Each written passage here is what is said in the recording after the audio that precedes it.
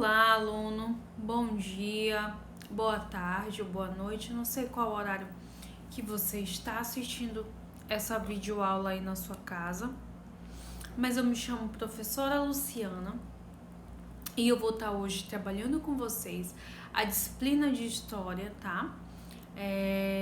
Nós vamos começar a nossa aula, como de costume, vocês já fazem aí todos os dias na videoaula, aí na sua casa, fazendo nosso devocional, a nossa oração em agradecimento a Deus, tá bom?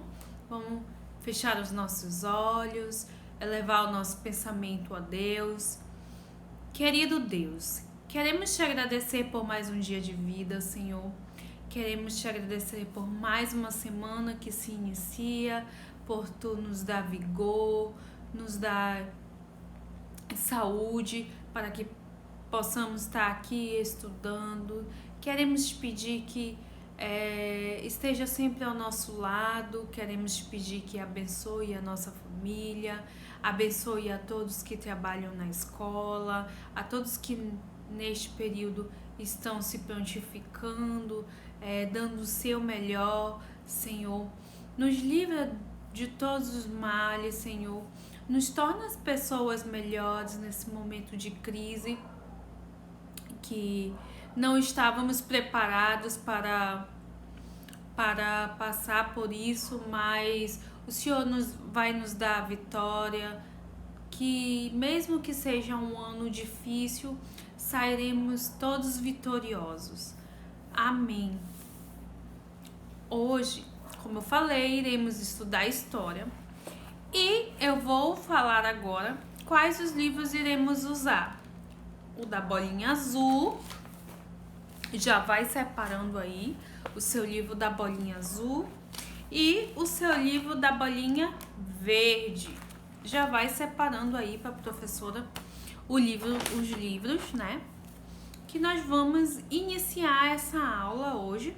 Uma aula muito interessante, né? Um assunto extremamente importante, né? Nós vamos retratar sobre a República, né? Vocês vão notar a importância desse assunto quando eu estiver explicando, né? E vamos começar. O nosso assunto, ele é a República no Brasil. Bom? Abra seu livro aí, o livro da bolinha verde, na página 185. Aqui diz: as grandes transformações no Brasil do fim do século XIX, Do litoral ao interior do Brasil, surgiram vilas, povoados e cidades que, com as atividades realizadas por seus moradores, tornaram-se centros urbanos, acompanha aí no seu livro, com características próprias. No fim do século XIX, que foi em 1801 a 1900, outras transformações interferiram na paisagem urbana, impondo à população novas formas de organização da sociedade.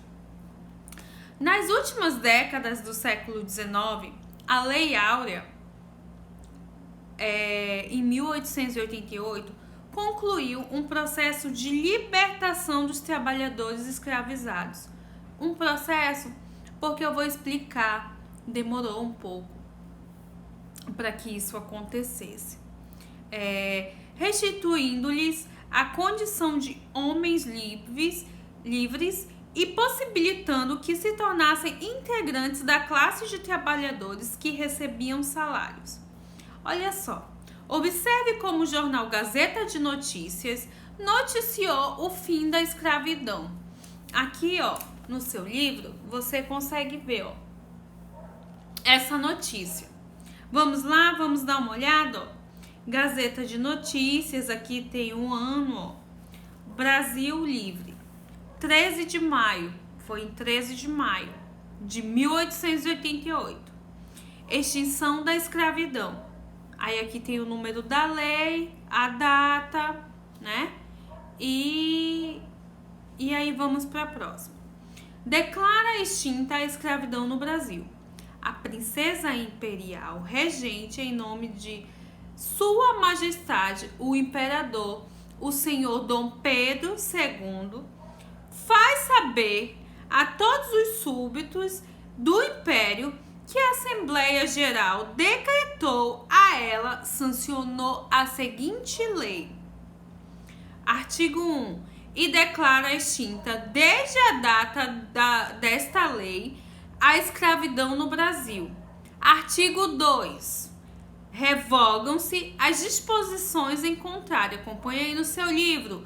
Manda, portanto, a todas as autoridades a quem o conhecimento e execução da referida lei pertencer, que a cumpram e façam cumprir e guardar tão inteiramente como nela se contém. O secretário de Estado dos Negócios da Agricultura e interino dos Negócios Estrangeiros, bacharel Rodrigo Augusto da Silva, e faça imprimir, publicar e correr. Dada no Palácio do Rio de Janeiro em 13 de maio de 1988. 67º da Independência e do Império. Aí, ó, tem o nome, tem Princesa Isabel, né, que é a regente, Rodrigo Augusto da Silva, ó, carta de lei pela qual Sua Alteza Imperial manda executar o decreto da Assembleia Geral que houve por bem sancionar declarando a extinta escravidão no Brasil, como nela se declara para Vossa Alteza Imperial ver. Tá vendo? Aqui abaixo tem as informações, ó. O ano, né? Todinho. Vocês já sabem como é que fazem essas leituras de imagem, né? Acredito que nos vídeos anteriores a professora já tenha ensinado. Mas vocês sabiam que antes dessa lei ela ser aprovada, ela tem um histórico, né? Que já haviam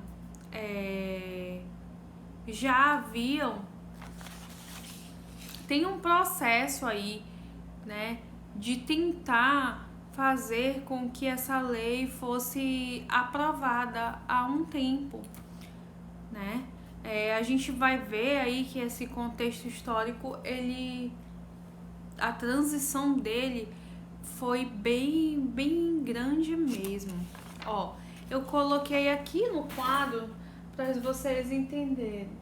Ó, a República foi proclamada para finalizar o governo monárquico. A gente vai já entrar nesse assunto, mas para isso a gente precisa entender um pouquinho sobre essa lei áurea. A professora vai explicar um pouquinho, porque vai cair na sua prova, né? Então, como eu falei, essa lei áurea ela foi aprovada, só que antes disso já tinham sido feitas outras leis que pudesse abolir essa escravidão, mas só que infelizmente não acontecia. Ó, em 1823, na Assembleia Constituinte, José Bonifácio de Andrade, ele propôs uma carta magna, né, que acabasse com a escravidão. Só que essa carta, infelizmente, ela não vingou, ela não foi aceita, e o Reino Unido, para reconhecer a independência do Brasil, ele tinha uma série de exigências, né? E uma das exigências que ele fazia era que o que acontecia muito naquela época era que se acabasse o tráfico de escravos. Existia muito tráfico, muitos navios que levavam os escravos para serem traficados, né? E aí teve esse trâmite de 1823 a 1826, e aí em 1831 tivemos a Lei Feijó. Professora, a Lei Feijó também trabalhou para que acontecesse isso de os escravos serem liberados, só que infelizmente essa lei virou uma lei morta, uma letra morta. Não teve sucesso. E aí pulamos para 1845, que o Reino Unido ele criou uma lei que proibia aprisionar qualquer barco que estivesse navegando por águas internacionais. Lembra que eu falei que tinha muito tráfico? Existia muito tráfico de negros, né? E eram feitos por barcos. E aí, em 1850, tivemos a Lei Eusébio de Queiroz, que reprimia, isso mesmo, crianças, alunos, reprimia o tráfico de escravos. E então, continuando, em 1864 a 1870, teve a Guerra do Paraguai.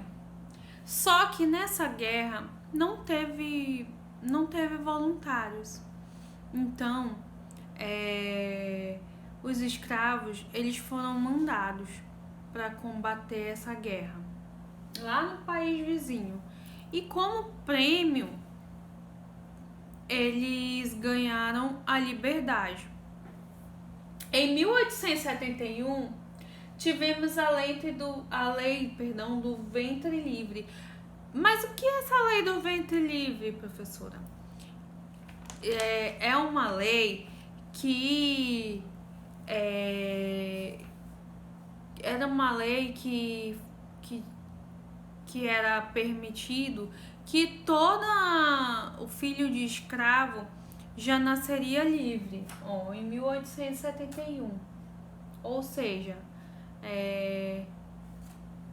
a criança que tivesse no ventre, a partir de 1871, ela já iria nascer livre, né? Em 1885, tivemos a Lei dos Sexagenários. O que seria essa Lei do Sexagenário? Ou também conhecida como Lei Saraiva. Seria a lei que todos os escravos teriam liberdades a partir dos 60 anos. Quando completasse os 60 anos, eles teriam a liberdade. Sendo assim, os seus senhores, né, eles não, que eram os fazendeiros, porque como eles ficavam nas fazendas, eles não teriam tantos prejuízos, né? Porque como eles eram escravizados, né? Eles faziam aí esse trabalho dos senhores, né? Para os senhores. E então, chegamos a 1887, Deodoro da Fonseca escreveu uma carta, né, para a princesa Isabel, né, para que deixasse destacado não capturar mais todos os escravos que eram fugitivos. Porque o que acontecia? Naquela época, muitos escravos eles fugiam, né? E porque, claro, era muito ruim viver. Já pensou nos dias de hoje, se nós vivêssemos uma vida de escravidão, né? Trazendo para os dias atuais, que é o preconceito, né? Preconceito da raça, preconceito sobre a cor, né? Então, assim, eles sofriam muito. Então, acabava que muitos escravos fugiam, né? Porque se você vê filmes, se vermos novelas, a gente vê que eles sofriam também muita violência se eles não fossem submissos aos seus senhores, né? E aí, em 1888, 13 de maio, como nós falamos, foi aprovada, né, a Lei Áurea, né? Foi aprovada pela Câmara, pelos senadores, e os escravos eles foram libertos, né? E os seus senhores não precisavam, ninguém precisou pagar nada por essas vidas, né? E porque naquela época, como eles eram escravizados, né? Eles que faziam todos esses serviços. E até tinha negociação, né? Venda de um escravo, outro escravo para o seu senhor, né? E aí foi isso que aconteceu. E aí, como eles passaram a serem libertos, eles, ao invés de trabalhar gratuitamente, eles começaram a prestar serviços. A gente vai ler aqui daqui a pouco e vai frisar no texto que nessa época a questão do comércio ela evoluiu muito, alavancou muito, né? E aí precisou de mão de obra, né? Precisou de pessoas que trabalhassem. E aí já entravam os escravos, só que ao invés de eles trabalharem gratuitamente, de serem escravizados, não. Eles começaram a receber salários. Nessa época estava em alta o café e em alta também o leite, né? E assim, eram os fazendeiros os fazendeiros mais ricos, né? Que eram chamados de coronéis, né? Que produziam, né, café e leite.